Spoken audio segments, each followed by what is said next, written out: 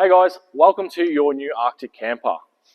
In this video, I want to go through our hitch up process and basically the front end of the toolbox to sort of get you through and get you on the road.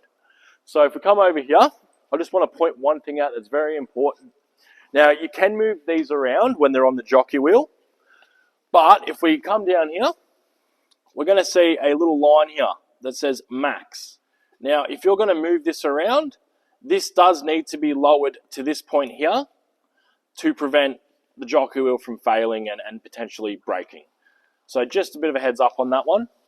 Now when hitching up, your DO35 has just a pin button that latches over. Pretty simple. And you pull it back like that. So you just get your car over that. You can move it a little bit, your van. You start winding your little jockey wheel down. I like to undo the handbrake and just give it a bit of a pull to suit.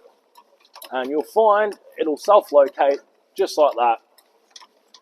Once you're down and you can see it's down, just press that button. That's locked in place, no worries. And then you can affix your cap to the top. With as you keep going down,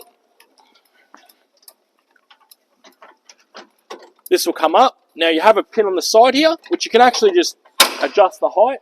Keep in mind though, once this does go down, so if I start winding that down now, we're not going to get as much height out of the drawbar. So if you've got a higher car like this Patrol here, for example, you will need to drop that down and make sure it's locked in place before you start going.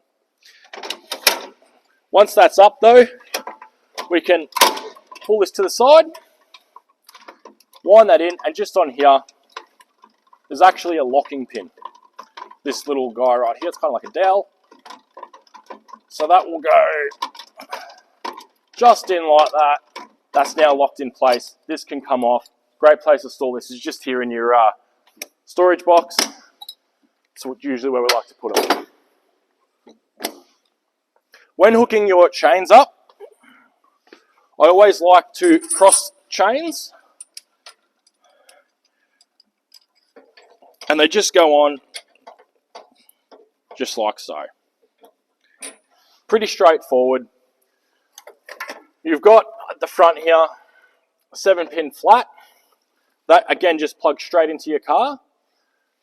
With the front Anderson plug here, now this doesn't have a Anderson plug on it, but I'll explain this.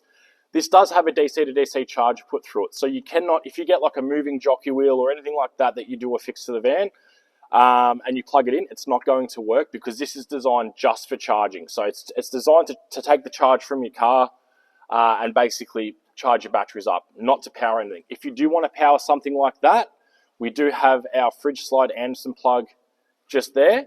Just get an extension lead, Anderson plug to Anderson plug it in, and you can power anything you want out the front here. This here is your breakaway unit. Now it can spin up like this. What I will explain with this is you've got two choices with this. So you can either get a little carabiner that just clips on here. The beauty of that is you can then just attach it to your car. Alternatively, once we've pulled that out, now the battery is engaged and it is pulling quite a lot of power. If you leave this out, you'll probably go flat over night time. So just to let you know. But what you can do with this, if you do it this way, is essentially, see we've got a hook here, we can put it through the hook like that, straight back through itself. Now that's attached to the vehicle. When putting these back in, they can only go one way. So if you have a look just here, you've got the two pins. If we try and put it in like that, it just doesn't want to go. If you force this, you will break the unit. It's the two pins on the side. That's now back in place. You can slide that down. That's all attached. That's fine. So pretty straightforward on that regard. That's how you hitch up one of our great vans.